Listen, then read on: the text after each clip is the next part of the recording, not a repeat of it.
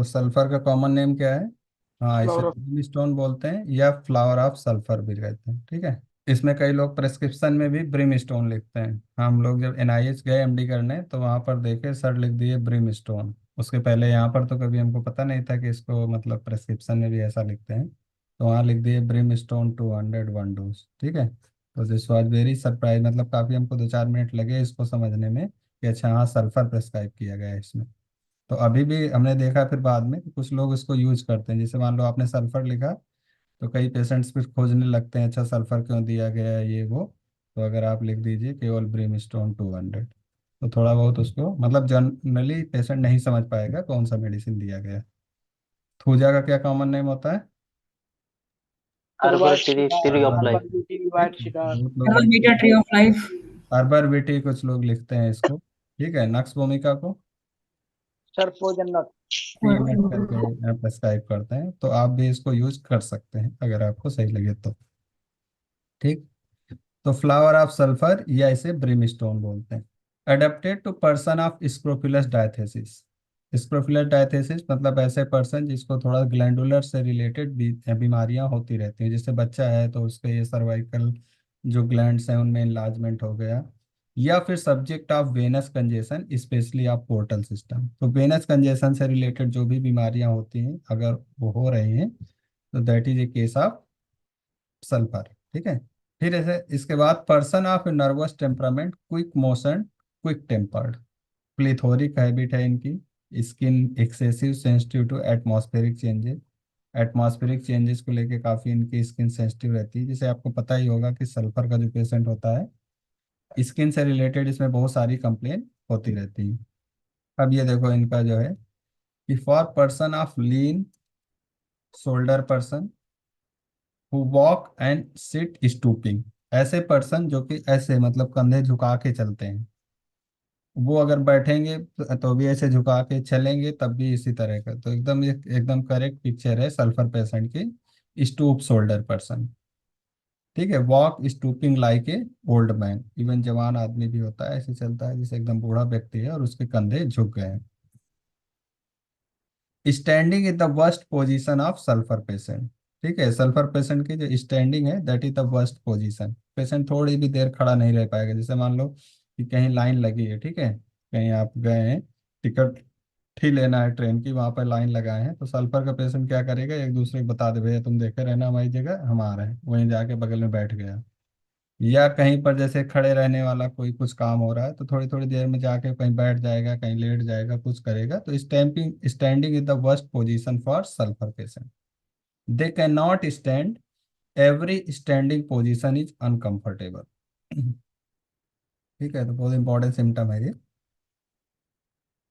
इसके बाद आते हैं dirty filthy people prone to skin affection, ठीक है। डर्टी फिल्दी पीपल होंगे, गंदे से रहने वाले लोग होंगे और उनमें स्किन अफेक्शन हमेशा होने की संभावना रहती है, स्किन अफेक्शन होता रहता है। इनको जानते हो आप लोग, ये कौन है? सद्दाम रजनीकांत है क्या? रजनीकांत? सद्दाम हुसैन। हैं? सर सद्दाम है। सद्दाम हुसैन भी है। सद्दाम यस। हुसैन? और कोई? सर वो जो पर्वत काट के रास्ता। हैं? दशरथ। दशरथ मांझी। मांझी सर। हाँ, मांझी। दशरथ मांझी। और? यस। वो ऐसे ही लग रहे हैं सर। हैं? ऐसे ही लग रहे हैं दशरथ माझी। सद्दाम हुसैन या इराक से सर कोई एक मिनिस्टर वगैरह थे जो। अच्छा, इनका नाम है अमौ हाजी, ठीक है। अब क्या इनकी पिक्युलियरिटी है, he the dirtiest man in the world, ठीक है। वर्ल्ड के सबसे गंदे व्यक्ति का खिताब इनके नाम है। और ये कौन से देश के हैं? पाकिस्तान के हो गए सर। ईरान से हैं। He has never taken bath since 60 year, ठीक है। ये लगभग 60 सालों से ये कभी भी नहाया धोया नहीं। जब इनको बाल आल अपने काटने होते हैं ना, तो बाल कटवाने की बजाय उसमें आग लगा लेते हैं, जब उतना हो जाता है तो उसको निकाल के बाहर कर देते हैं। या जैसे मान लो ये सिगरेट वो पीते हैं क्या, तो सिगार, तो सिगार में नॉर्मली लोग क्या रखते हैं? Cigarette sir. टोबैको रखते हैं, ठीक है। तंबाकू वम्बाकू रख लेते हैं, पाइप पीते हैं ना। आप लोगों ने देखा होगा टीवी वगैरह में, देखा है कि नहीं? उसमें ये क्या भर लेते हैं, उसमें जैसे जो गाय भैंस का गोबर होता है उसको भर लेते हैं, उसको जला लेते हैं, फिर पीते हैं। डर्टी पर्सन है, the dirtiest person in the world. अभी कुछ दिन पहले इनकी डेथ हो गई, ये 2022 में, अक्टूबर 2022। तो ये अच्छा सर। कभी नहाते नहीं थे, लेकिन जबरदस्ती इनके गांव वाले बहुत ये प्रेशर करके कि नहीं तुम नहा लो, नहीं ये हो जाओगे वो हो जाओगे, थोड़ा बहुत बीमार हो जाओगे, ऐसे करके जबरदस्ती उसको नहला दिया। ठीक है, बहुत नहीं, कुछ लोग आजकल आप लोग देखते होंगे, कहीं इसको पकड़ लिए और उसको जबरदस्ती नहला धुला के उसको स्मार्ट बना दिए, अच्छे अच्छे कपड़े पहना के। तो वही इनके साथ भी हुआ। इनको जबरदस्ती नहलाने धुलाने के बाद में इसको 2-3 महीने के अंदर इनकी डेथ हो गई। मर गए। ठीक है, at the age of 94 he died. तो ये है dirtiest person in the world, इनका नाम है आमो हाजी। इंडियन का डर्टीएस्ट पर्सन कौन है? एक गुरु कैलाश, गुरु कैलाश करके नाम है। पहले शायद इनके नाम रिकॉर्ड था। ये भी 1970 के आसपास से नहीं नहा है। इनकी तो डेथ हो गई, इनका पता नहीं अभी ये है कि नहीं। तो ये इनका तो जिस दिन से इनकी शादी हुई उसी दिन से नहाना बंद कर दिए। ये अपने वाराणसी के हैं, वाराणसी के आसपास रहते हैं, गुरु कैलाश। तो इनका भी उसी तरह का कुछ रिकॉर्ड है, लेकिन सबसे ज़्यादा जो है ये इनका है। तो कुल मिलाकर जो सल्फर का पेशेंट होता है वो भी काफ़ी कैसा होता है, डर्टी पर्सन होता है। और even he does not like to take a bath, मतलब वो एकदम नहाना धोना पसंद नहीं करता है। क्या कौन सा पेशेंट है जो ठंडे पानी से नहीं नहाना पसंद करता है? एंटीविनम टिम क्रूड करो। एंटीक्रूडम। इंडियन क्रूडम में ठंडे पानी से। अब देखो ये सल्फर का बच्चा बन सकता है भविष्य में। आजकल जैसे लोग हैं इतना ज्यादा इस लेवल में तो नहीं जाएंगे, लेकिन अगर आप उनसे पूछेंगे नॉर्मली तो वो कहेंगे नहीं, हम सर्दी में एक एक दिन छोड़ के नहाते हैं या 2-3 दिन बाद नहा लेते हैं, इस टाइप का। तो that is the indication of sulphur. Sir hello, एक क्वेश्चन है सर आपसे। हाँ बोलो। सर जैसे ये आदमी है सर, 60 साल से नहीं नहाया सर, इसकी बॉडी पे तो मैल जम जाता होगा सर। यदि मैल जम जाएगा तो सर, यदि वो नहीं उतारा जाएगा तो सर बैक्टीरिया वायरस इन्फेक्शन हो जाएगा सर, वैसे ही मतलब बेड सोर वगैरह से मर जाएगा आदमी। तो सर ये मतलब कैसे क्या? तो निकाल दिया बैक्टीरिया वायरस, तो ये भी तो निकल गए। नहीं तो क्या सारे जानवर नहाते ही होंगे?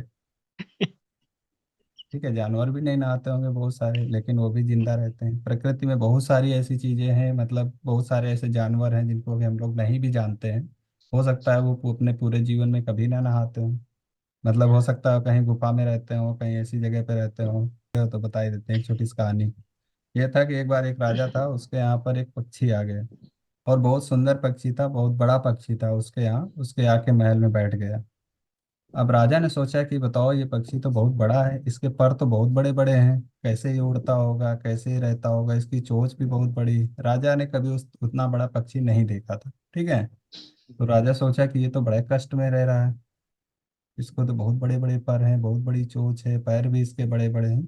तो उसको पकड़वाया अपने सैनिकों से कि पकड़ लो इसको। ठीक है, पकड़ के फिर उसको जैसे अपने यहाँ उसके पक्षी थे ना छोटे से, उसी उसकी कटिंग करवा दिया, उसके पंखे काट दिए, चोंच काट दिया, पैर भी उसके ट्रिम विम कर दिए, सब करके। तो क्या होगा फिर वो पक्षी क्या हो गई? मर गए। ठीक मर है, गई सर। death हो गई। तो कभी कभी जो हमारी जो दृष्टि होती है वो सीमित है, जैसे हम लोगों का जो साइंटिफिक जो नॉलेज है तो दैट इज लिमिटेड, जबकि नेचर की जो वर्किंग स्टाइल है that is unlimited. Unpredictable. Nature कैसे काम करती है ये अनप्रिडिक्टेबल है। चलो खैर, इस पे बहुत ज़्यादा फिलोसफिकल बातें नहीं। हम ओके लोग, सर। अच्छा हाँ, सल्फर का ये भी सिम्टम है कि कॉफी सल्फर कैसा होता है, फिलोसफिकल टाइप का होता है। अब इसका अगला सिम्टम देखते हैं हम लोग। और कोई क्वेश्चन किसी का? सर क्वेश्चन ये है सर, इसका एक नाम बता दीजिए सर, इसका क्या नाम बताया था आपने सर? आमो हाजी। आमू हाजी, ओके सर। आमो हाजी, ये इसका नाम लिखा हुआ। और इनका नाम था जो दूसरे वाले बता रहे थे ना, कैलाशी सिंह, गुरु कैलाशी सिंह। ये वाराणसी में गंगा किनारे रहते हैं अपना, इनके भी इनके लंबे लंबे जटा हो गए हैं, बाल हो गए हैं, वहीं पे अपना रहते हैं।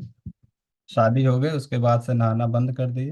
हालांकि इनकी पत्नी ने कहा कि अगर तुम नहाओगे नहीं तो हम तुम्हारे साथ रहेंगे नहीं। तो इन्होंने कहा तुम रहो या ना रहो, लेकिन हम नहाएंगे नहीं।